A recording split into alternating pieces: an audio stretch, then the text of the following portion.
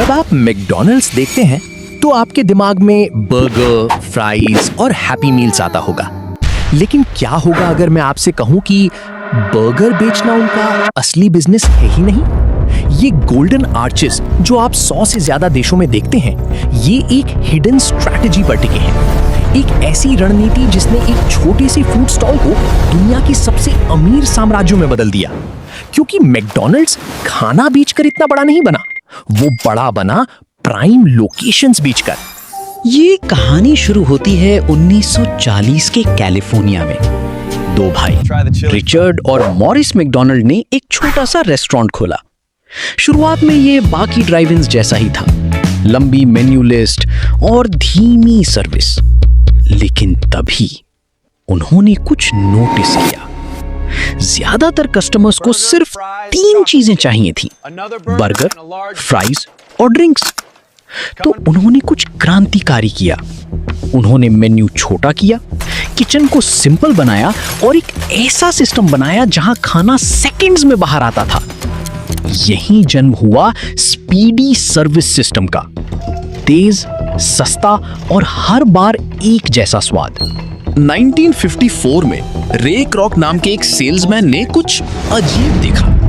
एक छोटा सा रेस्टोरेंट भारी मात्रा में मिल्कशेक मशीनें ऑर्डर कर रहा था। जब उन्होंने खुद जाके देखा तो जो नजारा था उसने उन्हें चौंका दिया।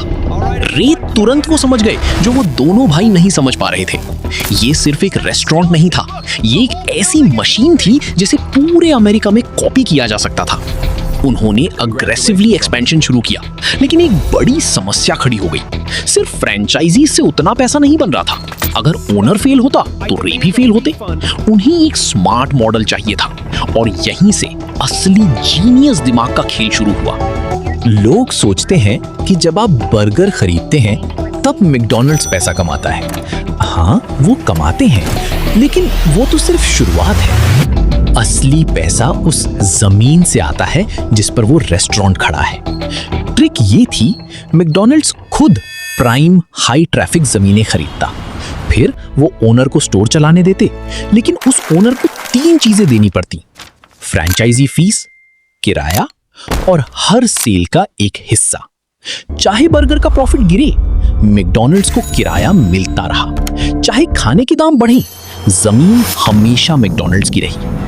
उन्होंने खुद को एक फूड चेन से दुनिया की सबसे बड़ी लैंडलॉर्ड में बदल दिया। इस स्ट्रैटेजी ने पैदा किए 3 बड़े फायदे। पहला, कंट्रोल।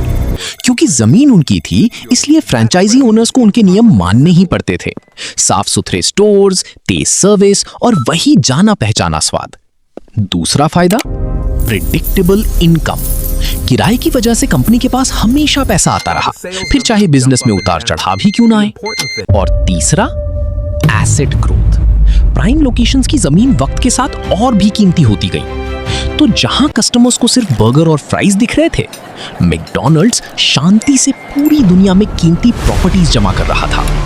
यही वजह है कि ये कंपनी मंदी और बड़े कंपटीशन के सामने भी मजबूती से खड़ी रही, क्योंकि वो सिर्फ खाना नहीं बेच रहे थे, वो अपनी मिल्कियत यानी ओनरशिप खड़ी कर रहे थे। अक्सर बड़े बिजनेस बाहर से बहुत सिंपल दिखते हैं। लोगों को लगता है मैकडॉनल्ड्स अपनी कॉफी या बर्गर की वजह से जीता, लेकिन बर्गर तो सिर्फ एक जरिया था, असली इंजन तो उनकी स्ट्रैटेजी थी। यही है असली लेसन।